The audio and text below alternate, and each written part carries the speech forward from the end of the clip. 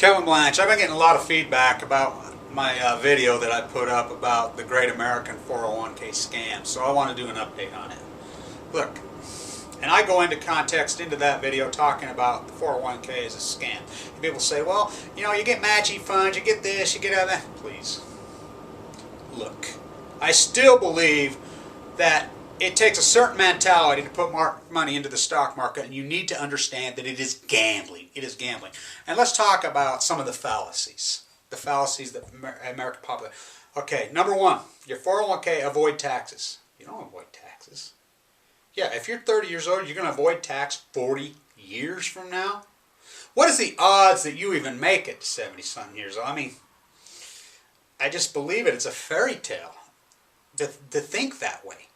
Okay, if you pull that money out early, okay, what percentage of Americans with 401ks over a 40-year span are going to run into financial hard times and they're going to need access to that money? What percentage?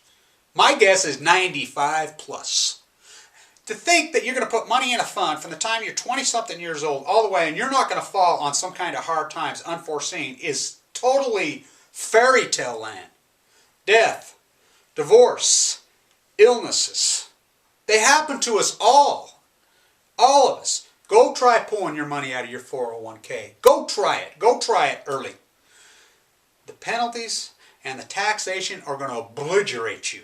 The penalties on the taxation are so massive, they will walk away gains, then some. I mean, big time. Call your freaking guy and ask him, say, hey, I got $145,000 in my 401k and I need to pull it out early. I need to pull. Now, there are certain instances you can borrow against and there's hardship laws, blah, blah, blah, this. Good luck with that. Try it. Say I need to pull out $50,000. You know, I went through a divorce or blah, blah, blah, something else, or a major illness or something happened. I need this money. I need to help out a family member. You know, help out myself. See how much. Pull out $50,000. See how much the check is you get. It'll blow your freaking mind. So now I'm not saying don't invest in the stock market. I played the stock market like crazy. I played the stock market like a freaking fiddle since I started playing the stock market since I was 14 years old. I've been buying futures and options. I was buying derivatives when people didn't even know what a derivative was. I was buying options when people didn't even know what an option was. When they first come in the early 80s, it was like Christmas to me. I stood on the cattle futures floors of the great cattle town, probably the greatest cattle town in the world, right here where I live, Ogden, Utah. I traded futures and cash from the time 14, 15 years old. You read Easter and Caleb made that big score as a young man, you know, and probably too big of a score. Boy, can I relate to that. I made some mega scores as a teenager, 16, 17, 19, 20 in the cattle futures market. So I'm not saying don't play the market, but understand the mentality of playing the market. It is gambling. And to think that you're just going to put the money in here and the government tries to regulate so it's nice and smooth and then easy. It's like the crash we had over the last 10 years. Instead of a crash that would have happened, and would have happened in the past in 1 day or 3 days or 2 weeks, like in 29, like in 87. You know, these crashes that happen, they happen in slow motion. They don't happen in weeks or months. Now they take years.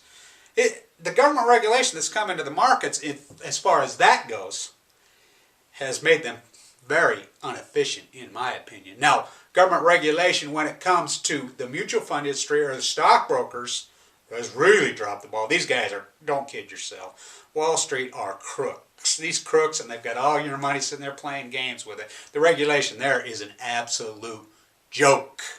These guys are 10 times smarter than the SEC even dreamed about. And if there's a young smart guy that goes into the SEC, they hire him away. These guys, when the derivatives market was all happening, the credit default swaps, you might as well want to talk to the SEC in Mandarin Chinese if you were a,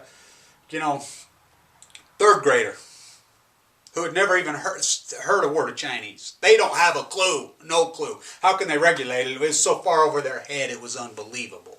And Wall Street laughs. But in the context of a 401k, And like I said, people say matching funds and the market's outperformed. Bullshit. The market has not outperformed. And I get people saying, oh, well, you can't just look at 5, 10 years. Oh, really? How long of a window do you want? Well, you're going to live forever. So, what do we want? 40-year window? 30-year window? Oh, well, I started in 1980. Oh, really? You know how many people had money in 401ks between 1980 and 1986, 1987? Hardly zero in this country. This industry started to change in the early 80s, but didn't really grow in earnest until the 90s. Most Americans' 401ks have been contributed to from about 1993 to present. Yeah, if you would have got in 81 or 82, that's 30 years ago. That's a long freaking time.